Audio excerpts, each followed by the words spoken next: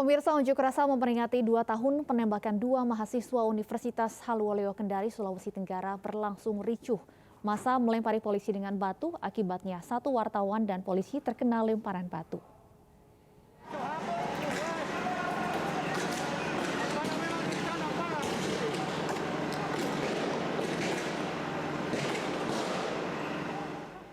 Kericuan antara mahasiswa dan aparat terjadi di depan Mapolda Sulawesi Tenggara.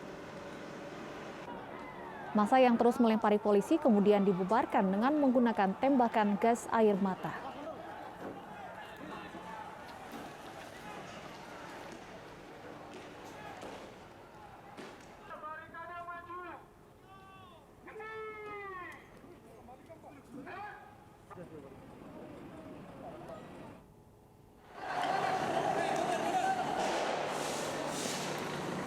Polisi membentuk pagar betis menahan mahasiswa yang terus menyerang dan mencoba merangsek barikade. Mahasiswa terus berusaha menyerang polisi.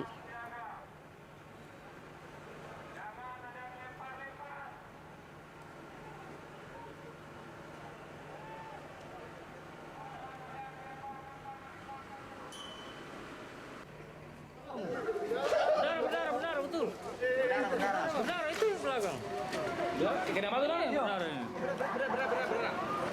Massa melempari polisi dengan batu, akibatnya 1 orang wartawan dan polisi terluka. Korban luka akibat lemparan langsung dievakuasi petugas untuk menghindari kericuhan.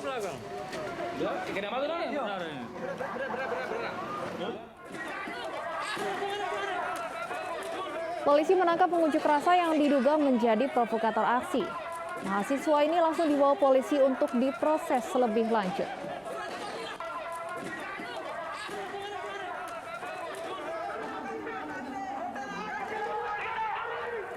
Mahasiswa menuntut Polda Sulawesi Tenggara menuntaskan kasus meninggalnya kawan mereka Randi dan Yusuf 2 tahun lalu. Kasus Randi telah ada penetapan tersangka dan telah divonis 4 tahun penjara. Namun dalam kasus Yusuf hingga saat ini belum ada penetapan tersangka. Menyampaikan dengan tegas dan lantang, kami meminta pada pihak Polda sekaligus pimpinan Kapolda untuk bagaimana mengusut tuntas terkait persoalan kejadian pelaku penembakan yang dilakukan oleh penunjuk kepolisian yang sampai hari ini sudah dinyatakan vonis, tapi kita minta. Sementara itu di Probolinggo, Jawa Timur, nelayan dan pengusaha ikan berunjuk rasa menolak PP 85 tahun 2021. PP tersebut dianggap mencekik nelayan. Nelayan dan pengusaha ikan Probolinggo menggelar unjuk rasa di pantai perikanan Mayangan. Mereka menolak PP nomor 85 tahun 2021 karena dianggap membebani nelayan dan pengusaha. PP nomor 85 tahun 2021 mengatur jenis dan tarif atas jenis penerima negara bukan pajak. Pungutan pajak terhadap pengusaha perikanan sebesar 12% dinilai terlalu besar.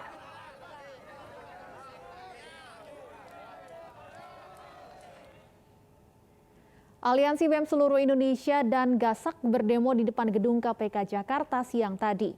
Aksi digelar untuk menuntut pembatalan hasil TWK dan pemecatan 57 pegawai KPK.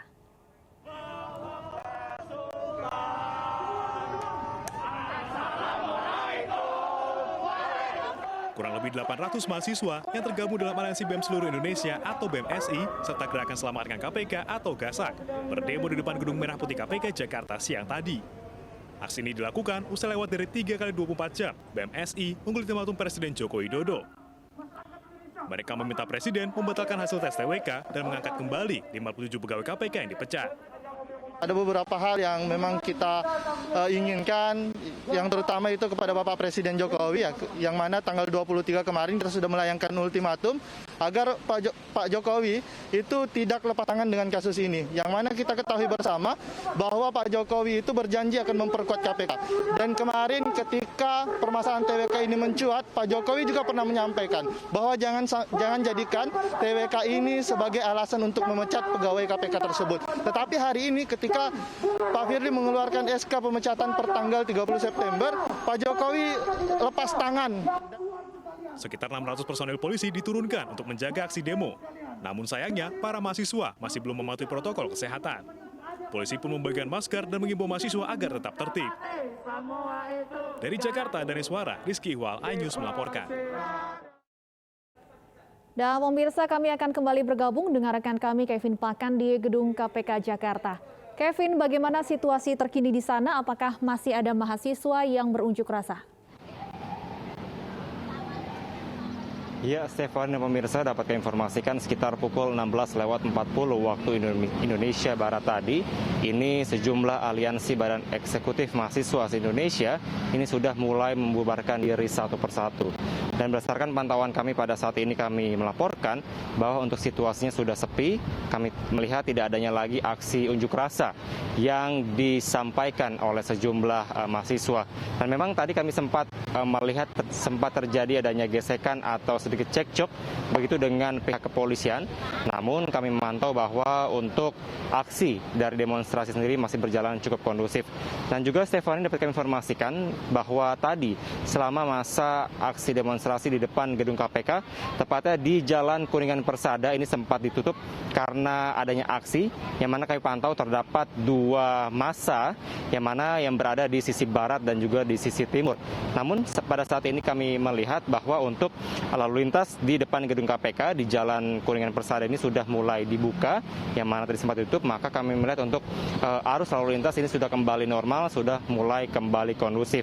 Nah, juga memang tadi kami sempat bertanya kepada pihak kepolisian bahwa memang untuk aksi unjuk rasa ini hanya diperbolehkan hingga pada maksimal pada pukul 18.00 atau pukul 6 sore hari ini.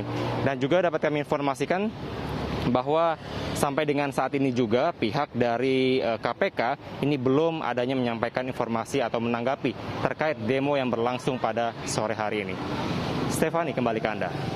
Baik, terima kasih Kevin Pakan melaporkan langsung dari Gedung KPK Jakarta. Selamat bertugas kembali. 57 pegawai KPK akan dipecat pada 30 September 2021 buntut tak lolos tes wawasan kebangsaan. Sejumlah pihak meminta Presiden bereaksi atas pemecatan para pegawai KPK.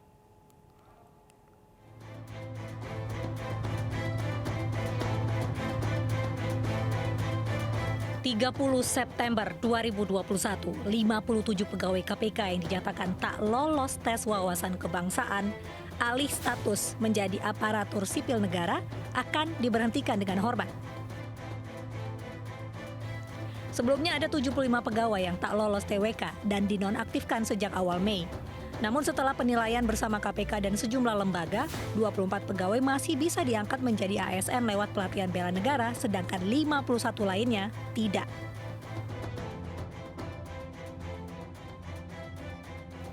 Belakangan 6 orang menolak ikut pelatihan sehingga tersisa 18 pegawai yang kini telah resmi menjadi ASN. 57 pegawai KPK yang tersisa lantas menempuh berbagai upaya hukum untuk mempertahankan status mereka. Namun baik Mahkamah Konstitusi maupun Mahkamah Agung menyatakan TWK dan peralihan status pegawai menjadi ASN sah sesuai undang-undang. Kami perlu tegaskan bahwa ketidakbisaan pegawai KPK dialihkan menjadi pegawai ASN bukan karena berlakunya peraturan Komisi Pemberantasan Korupsi nomor 1 tahun 2021 ataupun peraturan lainnya, namun karena hasil asesmen tes wawasan kebangsaan pegawai dimaksud dinyatakan tidak lulus. Seluruh pegawai KPK telah diberikan kesempatan yang sama untuk mengikuti proses peralihan menjadi ASN melalui TWK. Meskipun memiliki keterbatasan telah berusia di atas 35 tahun atau pernah berhenti menjadi ASN. KPK menyampaikan penghargaan yang setinggi-tingginya atas jasa dan dedikasinya kepada segenap pegawai yang diberhentikan.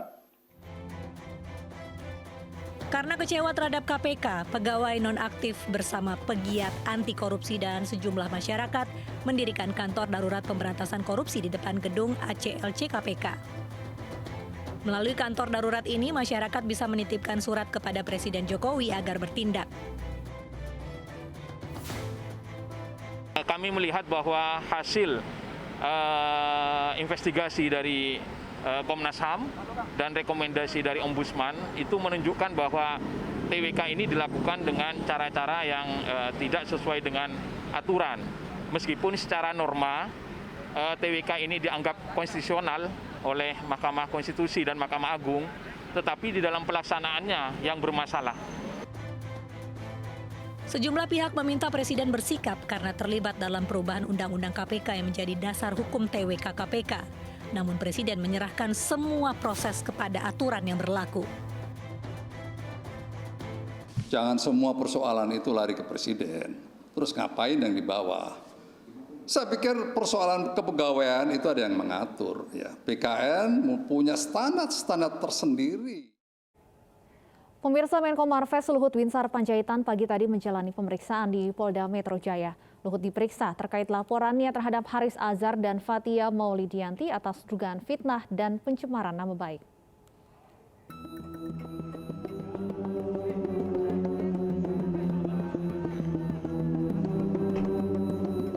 Didampingi kuasa hukumnya, Menko Marves Luhut Binsar Panjaitan tiba di Polda Metro Jaya pukul 8.30 pagi tadi.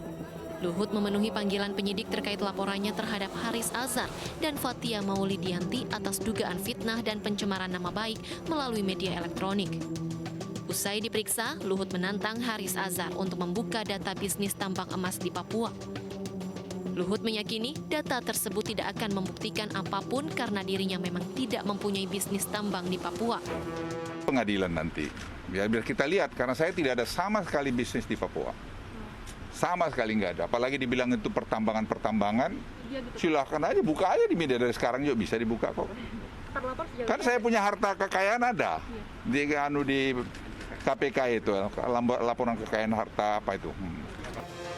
Laporan Luhut ke polisi berawal dari video percakapan Haris dan Fathia di YouTube. Dalam percakapan itu disebut bahwa Luhut ikut bermain dalam bisnis tambang di Intan Jaya. Sebelumnya, Luhut telah melayangkan somasi namun tidak direspon. Selain gugatan pidana, Luhut juga mengajukan gugatan perdata sebesar 100 miliar rupiah. Dari Jakarta, Nadia Valeri, Wara Afandi, dan Masturi, iNews melaporkan.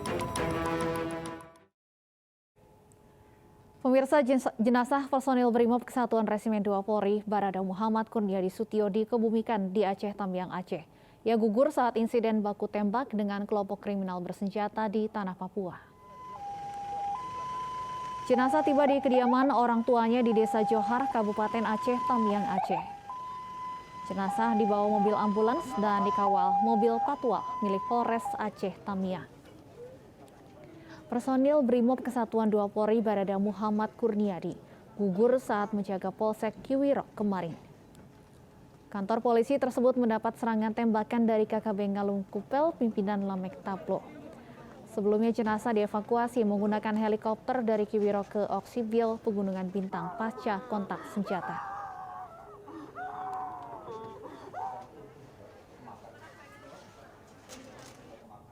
Kita ke informasi lain, pemirsa. Hanya karena cemburu, seorang pria tega menyiram kekasihnya yang masih berusia 15 tahun dengan air keras.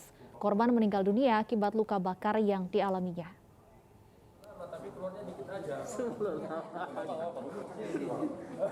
Pria berusia 26 tahun ini ditangkap setelah menyiram kekasihnya dengan air keras. Akibat penyiraman ini, korban yang masih berusia 15 tahun meninggal dunia. Pelaku yang kini telah ditetapkan sebagai tersangka mengaku tega melakukan aksinya karena terbakar api cemburu. Penyiraman ini diduga telah direncanakan sebelumnya lantaran tersangka telah membawa cairan air keras sebelum mengajak korban berkencan. Kalau direncanakan, saya rasa sudah direncanakan karena dibawanya dari rumah. Jadi pada saat dia melakukan dengan soda api dengan cairan air keras ini untuk sepeda motor, untuk sepedanya, habis itu sisanya disiramkannya kepada korban. Sementara itu, suasana duka masih menyelimuti kediaman keluarga korban. Pasca kejadian, korban sempat dibawa orang tuanya ke rumah sakit, namun nyawanya tak tertolong. Jenazah korban kini telah dimakamkan tak jauh dari rumah keluarganya. Dari Medan, Sumatera Utara, Aminur Rashid, iNews melaporkan. Pemerintah mengizinkan anak-anak berusia di bawah 12 tahun untuk masuk mal. iNews Sore akan kembali dengan informasi selengkapnya saat lagi.